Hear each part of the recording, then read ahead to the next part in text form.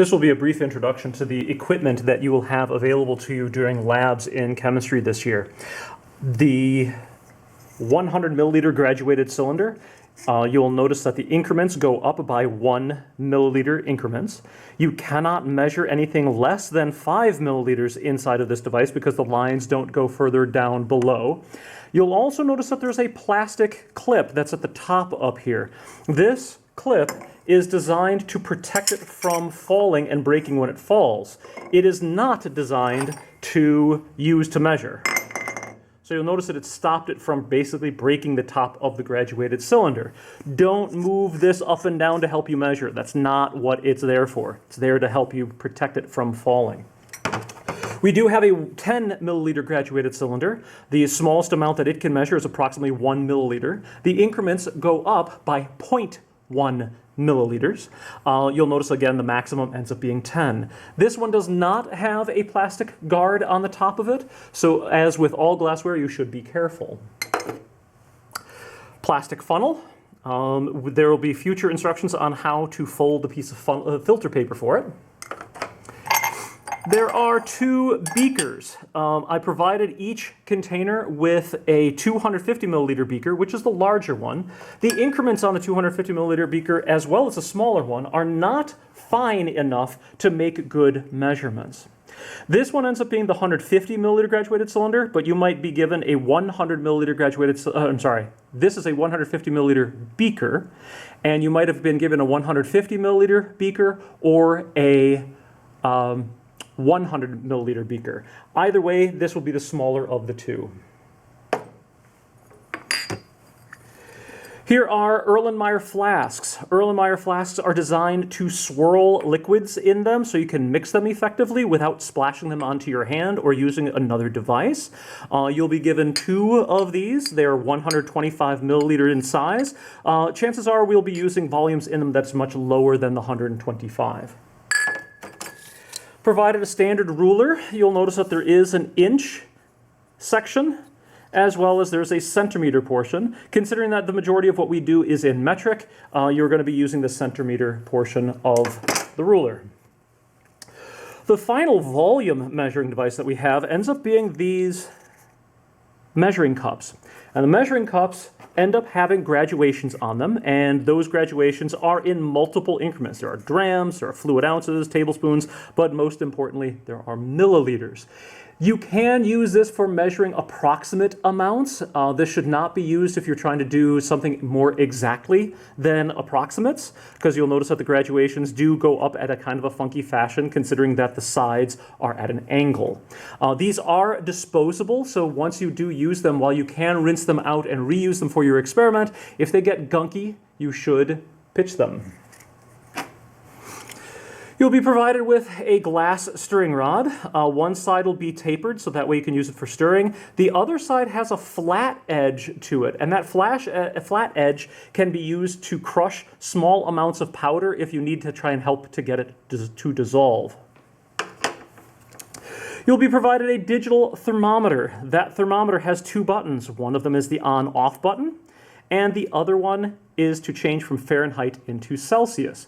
We are going to consistently use Celsius, so if it does say degrees C, you are correct. If it says degrees F, you are in the wrong unit. You should go ahead and switch that to Celsius.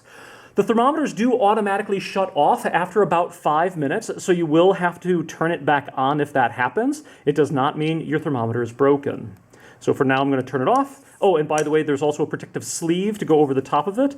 The portion that it actually measures the temperature with is actually at the tip of the thermometer, so you want to have this bottom portion in the device that you are going to be, or in the object that you're going to be measuring the temperature for.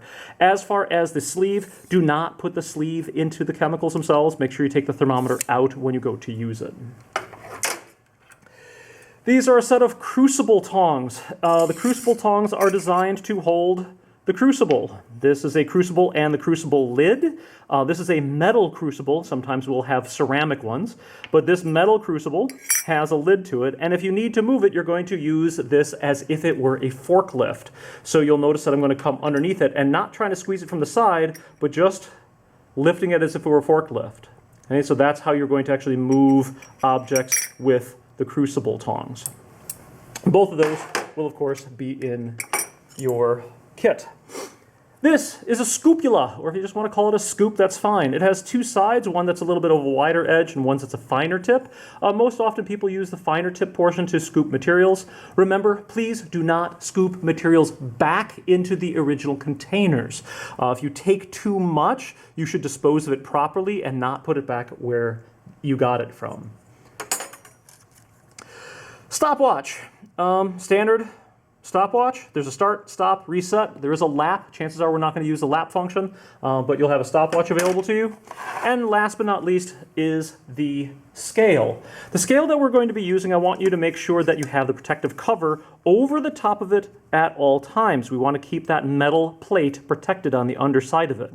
There's only two buttons I'm going to have you work with on this entire section. You'll notice one of them is the on-off button.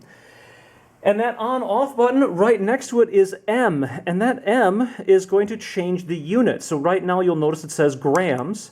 If I touch that, it now says ounces. I can go into, I don't even know what OST stands for. I think dram weight is DWT, and then there's CT, and grains, which is GN. What you want is just a plain old G.